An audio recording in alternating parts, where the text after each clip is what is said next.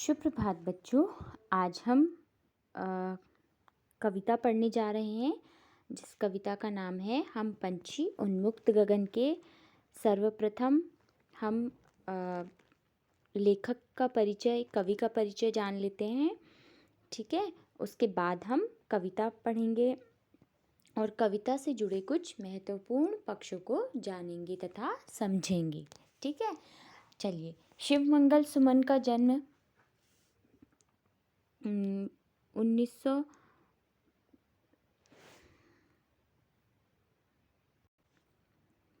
शिवमंगल सुमन का जन्म 1915 और मृत्यु 2002 में हुई।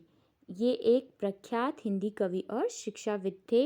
उनकी मृत्यु पर भारत के तत्कालीन प्रधानमंत्री ने कहा था, डॉक्टर शिवमंगल सिंह सुमन हिंदी कविता के क्षेत्र में एक शक्तिशाली हस्ताक्षर ही नहीं थे, अपितु वह अपने समय के सामूहिक चेतना के संरक्षक भी थे। उनकी कृतियों में न केवल अपनी भावनाओं का दर्द व्यक्त हुआ, अपितु वे युग के मुद्दों पर निडर रचनात्मक कमेंट्री करते थे। ठीक है, यानी कि शिवमंगल सुमन ने अपने युग की समस्याओं पर बेबाकी ढंग से व्यंग किए तथा समाज में जो सुधारात्मक स्थितियाँ थी उनका उजागर किया। पहले हम देखते हैं कि भारत को स्वतंत्रता कब मिली। ठीक है, भारत को स्वतंत्रता 15 अगस्त 1947 को मिली। आपको गुलामी प्रिय है या फिर आज़ादी? हम सभी को आज़ादी प्रिय है, क्योंकि आज़ाद होकर ही हम सब कुछ जान सकते हैं, सीख सकते हैं और जो अपने समाज के लिए कुछ कर सकते हैं। आपके विचार से पक्षी क्या चाहते होंगे, है ना? अगर आप पक्षी होते तो आप क्या चाहते? आप आज़ाद रहना चाहते, उड़ना चाहते। तो यहाँ पर भी कवि ने कविता के माध्यम से आज़ादी के महत्व को समझाया है कि चाहे पक्षी हो, मनुष्य हो, कोई भी गुलामी का जीवन जीना नहीं चाहता। चलिए, पहले हम पाठ को कविता को पढ़ने से पूर्व कुछ महत्वपूर्ण बातों को जान लेते हैं। पक्षी खुले आसमान में उड़ते हुए चहचहाते हैं। यदि उन्हें पिंजरे में बंद कर दिया जाए, दाना पानी के लिए कटोरी रख दी जाए, तो वे अपने स्वाभाविक रूप को खो देते हैं। यानी कि अगर हम उनके सामने सारी सुख सुविधाएं रख दें और उन्हें बंद कर दें किसी पिंजरे में या किसी कमरे में, तो वो अपनी वास्तविक स्थितियों को नहीं जी पाएंगे जो कि वो हैं। उन्हें तो बहती हवा, जल और नीम का फल अच्छा लगता है। पिंजरे में रहकर उनके लिए खुला आसमान, बहता पानी, पेड़ की डाल सब कुछ सपना हो जाएगा। उन्हें किसी से कुछ नहीं चाहिए। यदि भगवान ने उड़ने के लिए पंख दिए हैं तो उन्हें विचरने के लिए खुले आसमान में छोड़ देना चाहिए। यानी कि उन्हें गुलामी के जीवन में नहीं रखना चाहिए या फिर उन्हें पिंजरे में बंद रख कर नहीं रखना चाहिए, क्योंकि उनके पास पंख हैं तो उन्हें उड़ने देना चाहिए। अब बात करते हैं कविता की। हम पंछी उन्मुक्त गगन के पिंजर बंद न गा पाएंगे, कनक तीलियों से टकराकर पुलकित पंख टूट जाएंगे। इस जो अनुच्छेद में हम कह सकते हैं जो पक्षी हैं वो अपनी व्यथा को, अपनी पीड़ा को व्यक्त करते हैं कि हम क्या हैं, पक्षी हैं और हमें उन्मुक्त यानी खुले आकाश में उड़ना पसंद है। हम पिंजरे में बंद होकर न गा पाएंगे और ना ही उड़ पाएंगे और सोने की सलाखों से टकराकर हमारे कोमल और सुंदर पंख टूट जाएंगे। ठीक है, इसके जो शब्दार्थ हैं वो क्या है? पंछी का अर्थ है पक्षी, उन्मुक्त का है खुले बंधन रहित, गगन का अर्थ है आसमान, पुलकित का अर्थ है कोमल, कनक का अर्थ है सोना। तो जो पक्षी हैं वो अपनी व्यथा को व्यक्त कर रहे हैं। अब अगला है, हम बहता जल पीने वाले मर जाएंगे भूखे प्यासे, कहीं भली है कटुक निबोरी कनक कटोरी की मैदा से। यानी कि अब वो ये कह रहे हैं कि हम बहता जल पीने वाले, यानी कि जो पक्षी होते हैं वो कैसा जल पीते हैं? बहता हुआ नदियों से, ठीक है, तालाबों से वो पानी पीना पसंद करते हैं। और अगर उन्हें वह जल नहीं मिला तो वो भूखे प्यासे मर जाएंगे।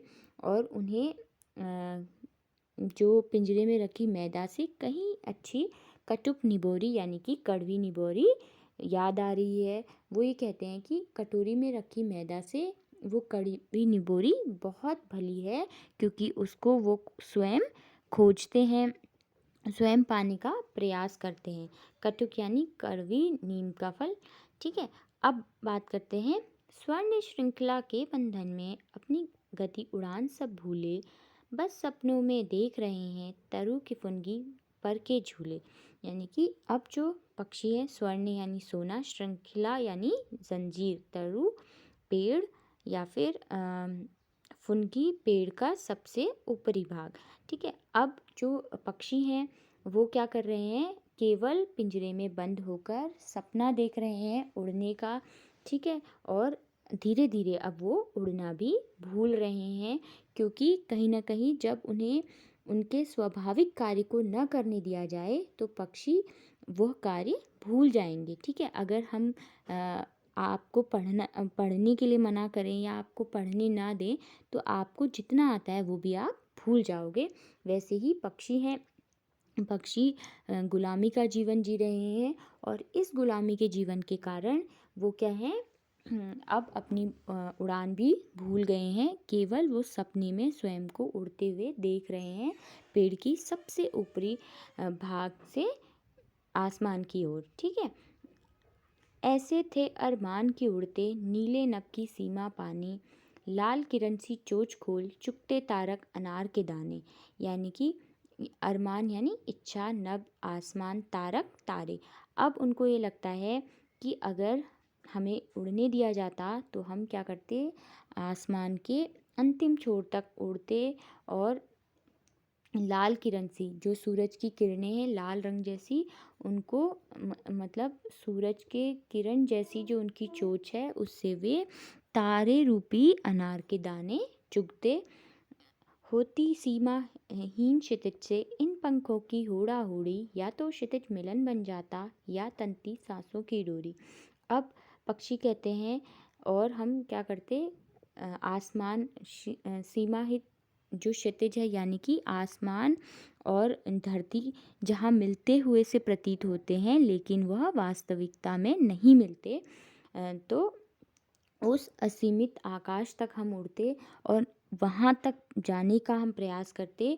यदि इस प्रयास में हमारे पंख टूटते या फिर हम उस क्षितिज से मिलते या फिर हमारी मृत्यु हो जाती, लेकिन हमें इसका कोई दुख नहीं होता, क्योंकि हम अपनी इच्छा से उस क्षितिज को पाना चाहते हैं, और उस क्षितिज को पाने की स्थिति में कहीं ना कहीं यदि हमारी मृत्यु भी हो जाती तो भी हमें इसका दुख नहीं होता।